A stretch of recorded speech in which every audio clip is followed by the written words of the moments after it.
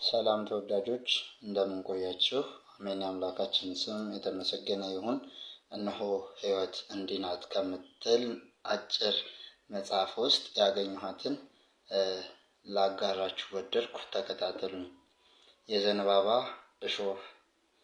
ዘንባባውን እንደ አብርሃም ይዘን በመሠዊያው ዙሪያ እየዞርን አመሰገንን። አብርሃም የተመኛትን ቀን አገኛት። ዘካርያስ በትንቢቱ የጠራትን ቀን ደረስንባት። አብርሃም ይምጣ፣ በይስሐቅ ፈንታ መስዋዕት የሚሆነውን የእግዚአብሔርን በግ ሰው ሆኖ አግኝተነዋል።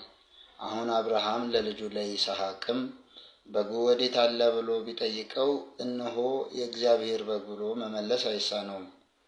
ዘካርያስንም ጥሩት፣ የጽዮን ልጅ እነሆ ንጉሥሽ ብሎ በትንቢት የሰጣት ጌታ እየተቀበለች አይቶ ደስ ይበለው። ዳዊትም ይምጣ፣ መኳንንት ደጁን ክፈቱ ብሎ ከክብር ንጉሥ መቅደሱን ለክብር ንጉሥ መቅደሱን ያስከፍትለት። ሕዝቡ በእጃቸው ዘንባባ ይዘው ልብሳቸውን እያነጠፉ ሆሳዕና በአርያም ብለው አመሰገኑ። ዘንባባ ቀጥ ያለ ነው። ቀጥተኛ ሕግ የምትሰራልን አንተ ነህ ሲሉት ነው። ዘንባባ በእሾህ የተከበበ ነው። የክርስቶስ ቤተ ክርስቲያን በመከራ የተከበበች ናት። ዘንባባ እሳት ቢለቁበት አይቃጠልም። ቤተ ክርስቲያንም አላውያን ነገስታት በሰራዊት ብዛት መናፍቃን በክህደት ትምህርት ሊያጠፋት ቢሉ አለመቻላቸውን ያሳያል። ዘንባባ እሾህ ቢኖርበትም ያፈራል።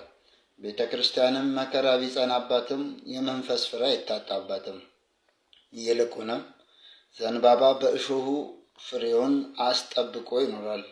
ቤተ ክርስቲያንም ከእግዚአብሔር የተሰጣትን ጸጋ ከሰይጣን ዓይን ሰውራ የምትኖር በመከራዋ ነው። ምእመናን ሆይ እንደ ዛሬው በየቀኑ ዘንባባ ያዙ። ዘንባባውን ስናይ ወደ ላይ ማደግን እንማርበታለን። ዘንባባውን ስናይ በእሳት ብንፈተንም የሚያጸና መንፈስ እንደሚሰጠን እንረዳበታለን። እሾህ የሌለው ዘንባባ የለም፣ ፈተና የሌለበትም ክርስትና የለም። ዘንባባ ቢቆርጡት ፈጥኖ አይደርቅም። አንድ ክርስቲያንም ኃጢአት ቢኖርበት ሕይወቱ በመንፈስ ቅዱስ ፈጥኖ አይለየውም። ወዳጆቼ ሕይወት እንዲህ ናት ከምትል አጭር ጽሑፍ ውስጥ ያገኘኋት ናት። በሊቀ ሊቃውንት ስምዐኮነ መልአክ የተጻፈች ጽሑፍ ናት። ሁላችሁም እየገባችሁ አንብቡ።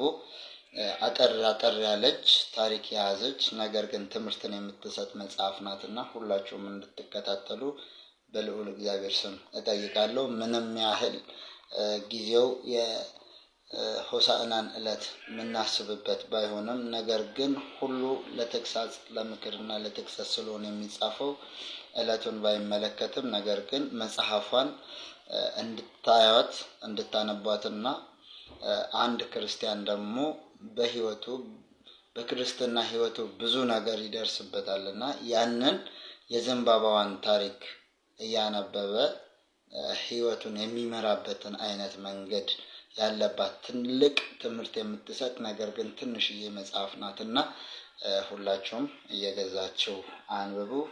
ገጽ ፔጇ ይህንን ይመስላል። ስላዳመጣችሁ አመሰግናለሁ።